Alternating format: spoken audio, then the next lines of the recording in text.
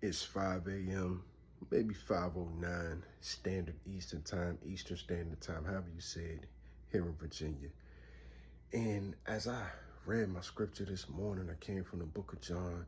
I've been reading my Bible every day since 2017. Well, I may have missed 2 or 3 days. Like I missed one day the other day, and I make up for my missed reads. But let's say over 99% of the time, the last 7 years, I've read my Bible every day. I want to say that I was reflecting on what happened yesterday with my son and I. Yesterday, my son, was with me at school, and, we left school and came back home. He has 2 homes, he lives with mom, has home with mom, and then when he's with me, he lives with me. So I tell him he has 2 homes. He has a home over here, if ever. Mom's primary, primary custodial parent, so he has home with mom. There's no battle, but I just want to make this clear for whoever's seeing this video. So we come back home, and I say to myself, how can I really connect with my son, even if I can't take him somewhere today that he would love? And God spoke to my spirit, and he spoke to me, and he said, well, what were some things that your dad did with you that didn't cost much? What is something that you really enjoyed with your dad that brought you joy and laughs? And I reflected on I was born in 88, so back in like 95, I would have been 7. When I was at my dad's house, I had a home with my dad and a home with my mom, even though I lived mainly with my mom, meaning I had my bed, a bedroom, clothes, shoes at my dad's, and I had the same thing at my mom's. I don't think I had a video game at my dad's.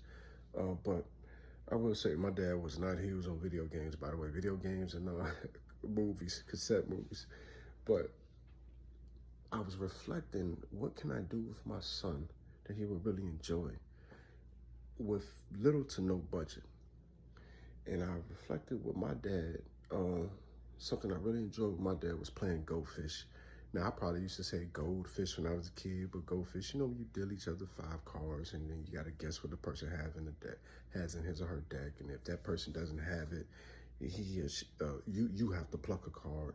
And if that person has it, he or she has to give that card to you, and you make a pair and you set it down. But I used to love playing Go Fish with my dad. My dad, he old school, my dad used to cook cornbread. My dad, he can cook some mean cornbread. And I want to say it was, what's the green vegetable? Collard greens. And he used to make that every now and again. He said, yeah, have some cornbread and collard greens. And you would think, oh, this is going to be nasty. But it was slamming. It was hitting back in 95, back in 88. And it was hitting last time my dad cooked it for me maybe 4 or 5 years ago. My dad cooked a mean cabbage too. And I don't like nobody's spaghetti, but my dad's spaghetti is rocking. It's good. I want y'all to say it slaps. But yeah, so I say to myself, well, if I enjoyed those moments with my dad, and I enjoyed fishing with my dad too, and throwing baseball, I said, well, let me go dig out my old yearbook from high school and show my son some of my pictures and my activities when I was in band. You wouldn't have heard this in 2024. You'd see me in the front pages when I was in band. I was a woodwind back then, even though I could play drums because I played at church. I played the clarinet in band to 9th and 10th grade. I played the clarinet from 6th to 10th grade.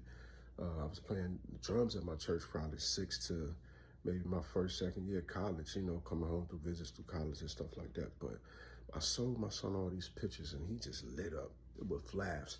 And his mother and I went to the same high school, so I showed him his mother. I mean, he really lost it then. Sent his mom a picture. I mean, he adores his mom. He really admires mom, and I will give that credit to my son. He admires both parents, even though she and I have not always had the best of exchange of words and best of exchange of, co-parenting times. My son adores and loves and admires both of his parents, mom and dad. So I'm a proud dad.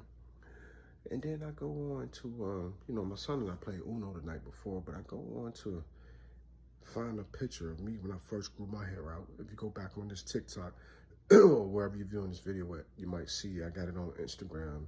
I put it on Facebook. I don't know if I put it on YouTube, but if you go back and see a picture of me when I first grew my hair out in high school in 2006, and a picture of my son when he first got his two-strand twist, like maybe a month ago. He's had him when he was like 2 years old or whatnot.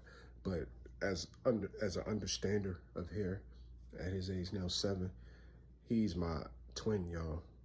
And my son just lit up from just these basic, simple things. And I'll never forget, about 2 years ago, I was going through a situation. My first summer that I had my son with me for 6 weeks straight. And I was telling my father, I'm like, Dad, I don't know what to do this summer. I got to work. And he got to be with me to work some days. And some days I got to take him to this day camp that he really don't like, but it's all I can do right now. I remember my father telling me, my dad, my biological dad, I ain't had no other dad, I ain't had no other man I've ever called dad. I called my dad my dad. My mom ain't play that. I'm talking about Harvey, my dad. And thank you, Dad. My dad said to me, very gently, but firm, can you be gentle and firm? I think you can. Very assertively, let's say that. He said, sorry, my camera cut out. I had to delete some videos. My dad said to me, the best thing with a child is time. And I really put that to test yesterday. The best thing was time. He doesn't like me when my son doesn't like me when I'm always on my phone, even though majority of the time, 90% of the time, I'm conducting business off of my phone.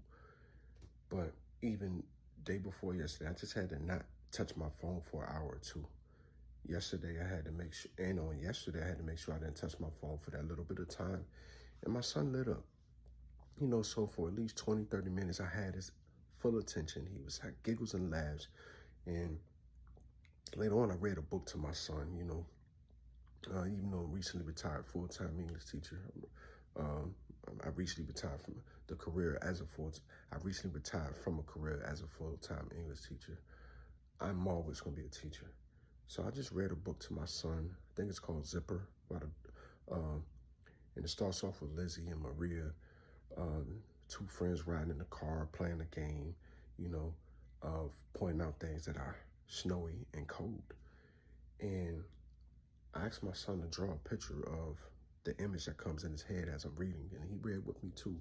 But just the simple things, y'all. So for 10, 20, maybe 30 minutes, take some time and spend some time with your child in ways that aren't popular these days.